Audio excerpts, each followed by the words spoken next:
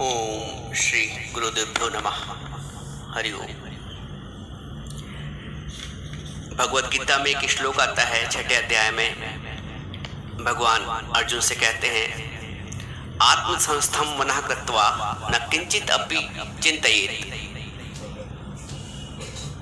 परमात्मा में मन को स्थापित कर दो। भगवान कहते हैं, आत्मसंस्थम मनः कृत्वा, मन को परमात्मा स्वरूप में पूरी तौर से स्थापित कर दो और कुछ भी चिंता ना करो। अब यहां दो बात आती हैं। हम अगर अपने से उसका तुलनात्मक अध्ययन करें, भगवान कह रहे हैं कि मन को परमात्मा में स्थित कर दो, और हमारा मन कहाँ है? परमात्मा में स्थित नहीं है, वो जगत में स्थित है।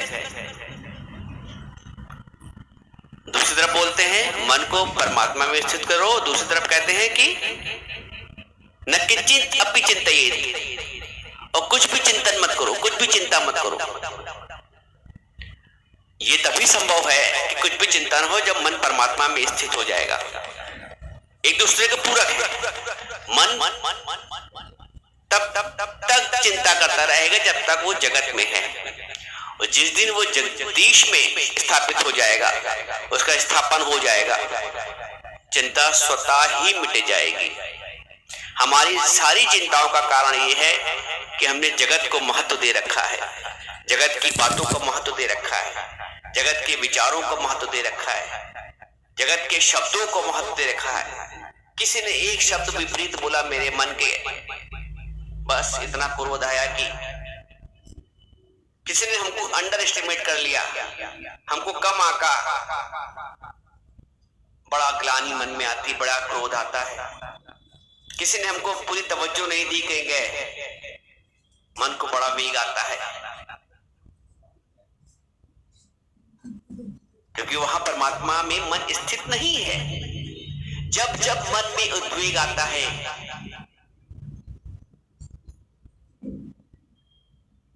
ये समझ लेना मन परमात्मा में स्थित नहीं है। मन मेरा जगत में स्थित है। मन मेरा मन बुद्धि अहंकार सब संलिप्त है जगत में। तो जगत में संलिप्त है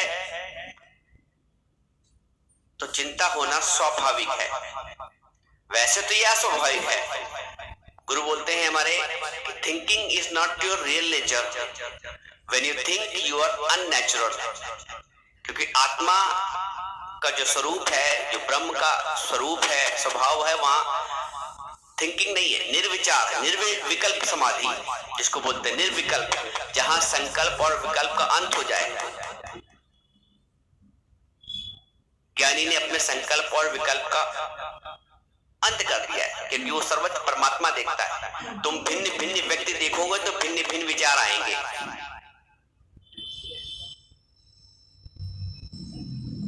कोई अच्छा भी लगेगा तो कोई बुरा भी लगेगा। ये सारी सृष्टि संकल्प के आधार पे है।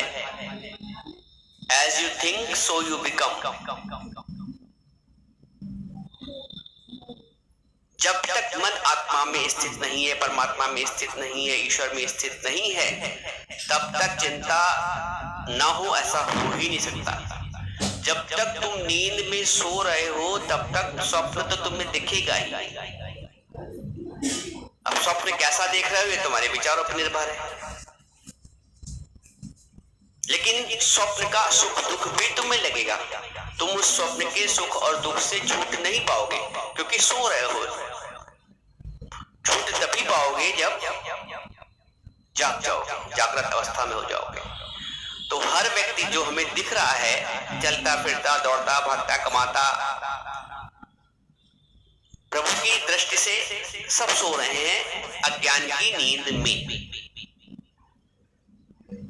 ये मोटा मोटा क्वेश्चन बनता है, ये आप प्रश्न कि हमें तो सब चलता फिरता। गुरु कहता है कि जगत मिथ्या है। मिथ्या कैसे हो सकता है? नहीं हो सकता है मिथ्या। स्वप्न में तुम स्वप्न को मिथ्या नहीं कह सकते हो। जब कोई जगा देगा, स्वयं जाग जाओगे, तब तो अपना माथा पटको, अरे ये तो मैं वाकई स्वप्न देख रहा था, स्वप्न में शेर देखा कि मुझे खा रहा है और मैं डर गया।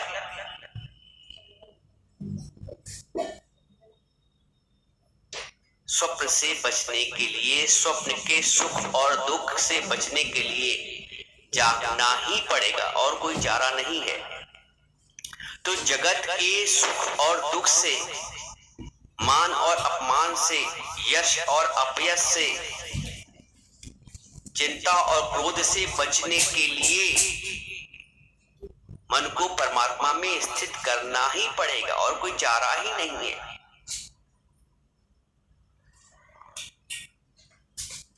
भगवान स्वयं ये बात बोल रहे हैं, आत्मसंस्थम मनः कृत्वा, मन को आत्मा में स्थित करो, मन को परमात्मा में स्थित करो, न किंचित अपि चिंतयेत्। तो हमारी चिंता के दो कारण हैं। एक तो ये है कि मन को मैंने जगत के विषय विकारों में, जगत के व्यक्तियों में लगा रखा है, उनसे जरा से भी विपरीत स्थिति होती है हम दुखी सुखी हो जाते हैं। मन की मूलतः नकारात्मकता की ओर ही भागता है। वो भले ही तुम उसको बाद में मोड़ के ले आओ अपनी तरफ, लेकिन स्वयं शुरू में नकारात्मकता की ओर ही भागता है। जरा सा बच्चा स्कूल से देर से आया, पता नहीं कितने विचार आ जाते हैं। जरा सा पति ऑफिस से देर से आया, न जाने कितने विचार आ जाते हैं, और वो विचार कहीं सच नहीं होते, लेकिन तुम पता नहीं क्या क्या सोच जाते हो। तो मन तो नकारात्मकता की ओर ले जाएगा जब तक वो गुरु से ज्ञान नहीं प्राप्त कर लेता है, जब तक बोध नहीं होता है सच का।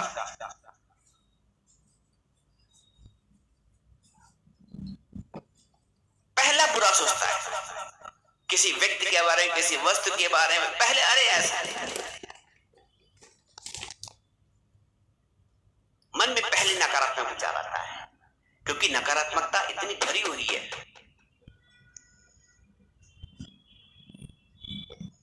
भैंस कहती गाय से तेरी पूंछ काली।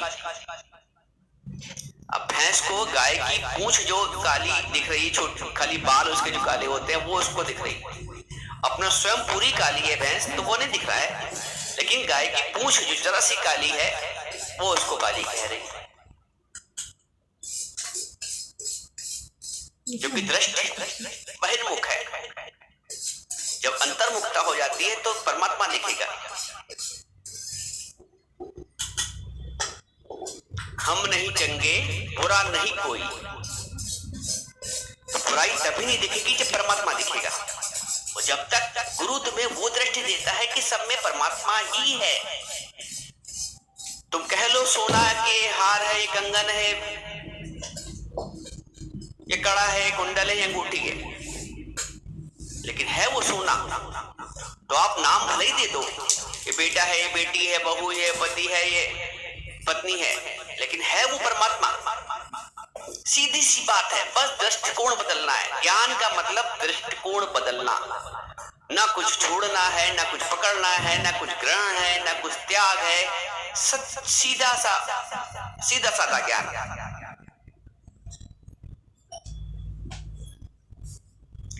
परमात्मा की दृष्टि सर्वत्र यही भक्ति है और कोई भक्ति नहीं है। एक होता है शब्द भक्त, एक होता है विभक्त। जो परमात्मा का चिंतन करता है वो भक्त है, जो परमात्मा का चिंतन नहीं करता है वो विभक्त है। तो जो संपूर्ण सब जगह परमात्मा दिखता है, हर देश में, हर काल में, संपूर्ण वस्तुओं में, संपूर्ण व्यक्तियों में, संपूर्ण घटनाओं में, जो भी घटित हो रहा है, संपूर्ण क्रियाओं में परमात्मा को साकार और निराकार आदि सब रूपों से जो करते हुए विराजमान ऐसा समझता है, वो जिज्ञासु है, वो ज्ञानी है।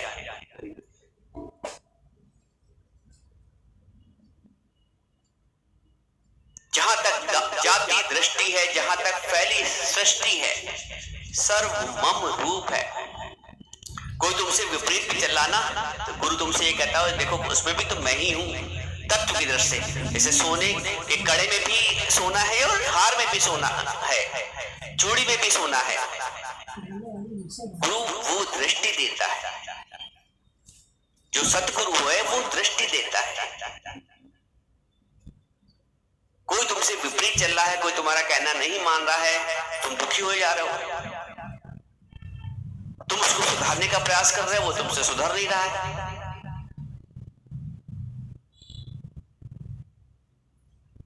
तो ये प्रक्रिया जीवन भर चलती रहेगी, क्योंकि ज्ञान का अभाव है, जीवन में ज्ञान की दृष्टि नहीं मिली है। बहुत जल्दी मन अनहोनी सोच लेता है, जो नहीं भी होता है, क्योंकि मन का स्वभाव है। इसलिए गुरु कहता मन के चक्कर से पचड़े से बचो। तू मन है ही नहीं, तू आत्मस्वरूप है। कहते सब कुछ बदल रहा, पल पल पल सब बदल रहा, तुम्हें दिखता नहीं लेकिन बदल सब रहा। हर वक्त शरीर तुम्हारा छोटा था, बच्चा मुन्ना सा, फिर खेलने वाला हुआ, फिर युवा हुआ शरीर, फिर वयस्क हुआ, फिर वृद्ध हुआ। तो शरीर तो बदलता रहा ना, उसकी अवस्थाएं बदलती रही। लेकिन जो दृष्टा है, तुमने देखा, तुम जानते हो मैं बचपन में ऐसा था, मैं युवा में ऐसा हुआ, मैंने ऐसा किया, मैंने, तुम्हें सब याद रहता है। अभी तुम अगर तुम्हारी 60 साल की उम्र है, लेकिन तुम अपना बचपन तक भी तक याद बता सकते हो, क्योंकि तुम नहीं बदले हो, तुम दृष्टा। शरीर बदल गया, शरीर का आकार बदल गया, हाव भाव बदल गया, रूप बदल गया, परंतु तुम नहीं बदले, क्योंकि तुम दृष्टा बने रहे कि बचपन में मैं ऐसा था, जवानी में मैंने ऐसा किया, बुढ़ापे में ऐसा हो रहा है। तो गुरु तुमको वो दृष्टि देता है जिससे तुम दृष्टा बन जाओ, अपने आप की दृष्टा।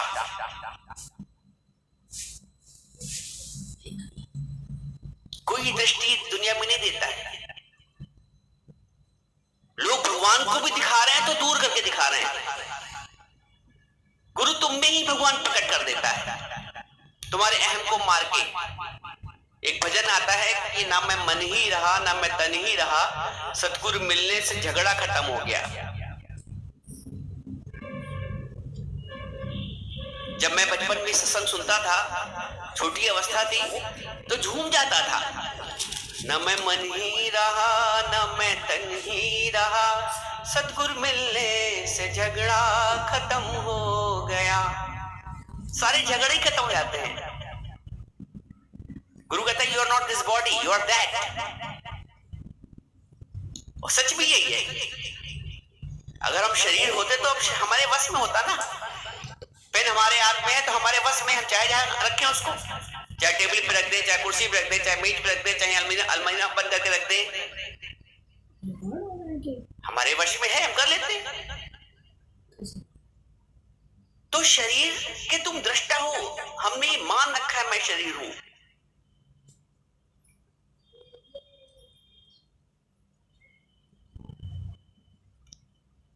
गुरु कहता है तुम आत्म स्वरूप हो, तुम आनंद स्वरूप हो, तुम में कभी दुख बना ही नहीं। और जो कुछ भी दिख रहा है, जैसे अंधकार में बताया ना, रस्सी पड़ी होती है तो लगता है सांप पड़ा हुआ है, तो भय उत्पन्न होता है। तो जहां प्रकाश किया, अरे ये तो रस्सी है। तो जो कुछ भी जगत से दुख और सुख और भय प्राप्त हो रहा है, वो अज्ञान के वश प्राप्त हो रहा है। जहां ज्ञान का प्रकाश हुआ, अरे सब जग चालनहार, किस नाल कीजिए दोस्ती, सब जग चालनहार। गुरु पक्का करा देता है कि जो आज तो दिख रहा है कल नहीं रहेगा। जब नहीं रहेगा तो इससे आशा भी नहीं करती। अब पिक्चर देख के पिक्चर हॉल से उठना है ना, पिक्चर नहीं रहेगी 3 घंटे बाद, और पक्का मालूम भी है। तो जब पिक्चर खत्म होती है तो दुख भी नहीं होता है, क्योंकि मालूम है मुझे अपने घर जाना है। तो वैसे ही ये पिक्चर सामने तुम्हारे आंखों पे चल रही है। जैसे उसमें 3 घंटे की पिक्चर होती है, तुम्हारे सामने 3 घंटे का शो है। बचपन, जवानी, बुढ़ापा, इसको दृष्टापन करके देखो, और जो भगवान ने रोल दिया है उसको पार्ट प्ले करो, उसको प्ले करो, गुरु अच्छी तरह रोल निभाओ।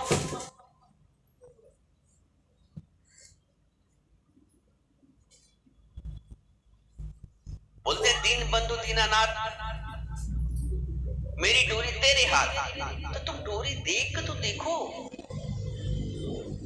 कौन कहता है भगवान आते नहीं, प्रेम से उन्हें तुम बुलाते नहीं। डोरी दे, एक बार अर्पित करो अपनी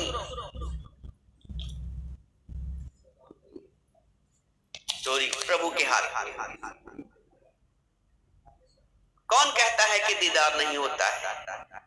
आदमी खुद ही तलबगार नहीं होता है। हम तलबगार हैं दुनिया की चीजों के लिए। व्यक्ति से सुख मिल जाए, वस्तु से सुख मिल जाए, नहीं मिलता है ना, तक नहीं मिलता है। और मिल भी गया तो क्षणिक, सुख आया और चला गया, खुशी आई और चली गई। भजन कहता है जो सुख आए फिर नहीं जाए, उसका करो विचार। ऐसा कौन सुख है जो आके जाता नहीं है? जो सुख आए फिर नहीं जाए, उसका करो विचार। देखा पागल सब संसार।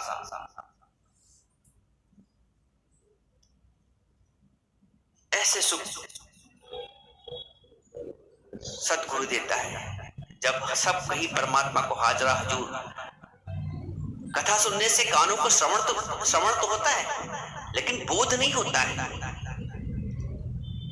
विकार नहीं जाते हैं। जब तक सत्संग में गुरु के सम्मुख बैठ के ज्ञान नहीं सुनोगे, विकार नहीं जाएंगे। कितनी भी पुस्तकें पढ़ लो, पुस्तक पढ़ने से, अगर पुस्तक पढ़ने से सबको ज्ञान होता तो कहता नहीं कबीर कि पोथी पर पढ़ जग मुआ पंडित भया ना कोई, ढाई आखर प्रेम का पढ़े से पंडित हो। तो पोथी पढ़कर, टीवी में देखकर, सुनकर, मोबाइल में देख सुनकर ज्ञान नहीं आता है। अब इसका मतलब ये भी नहीं कि तुम सुनना ही बंद कर दो। कहने का मतलब है कि गुरु के सम्मुख बैठकर ज्ञान का ग्रहण होता है।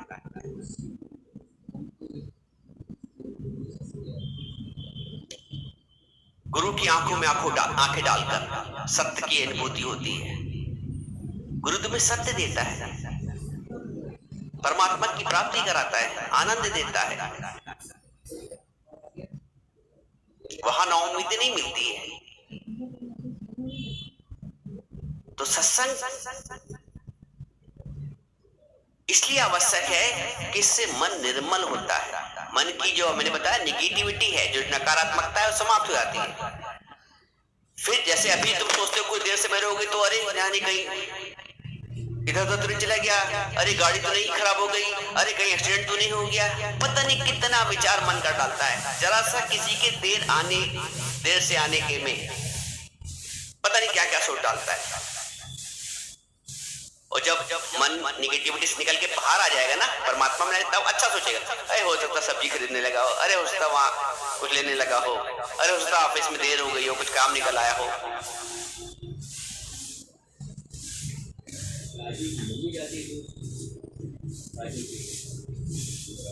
तो इस निगेटिविटी से तभी छूट सकते हैं जब मन को पॉजिटिविटी में लाएंगे। और पॉजिटिविटी सिर्फ परमात्मा में है, परमात्मा के प्रेम में है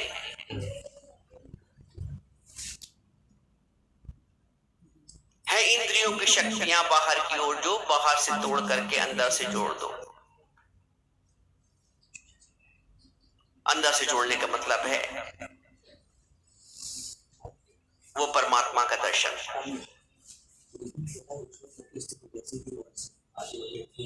तू अपने घर में जरूर आ जा।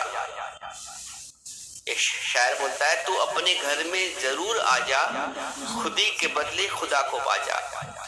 तुम्हें अपने घर आना ही पड़ेगा। बाहर कितना भी घूम आओ, लेकिन जब अपने घर आओ तो शांति मिलती है।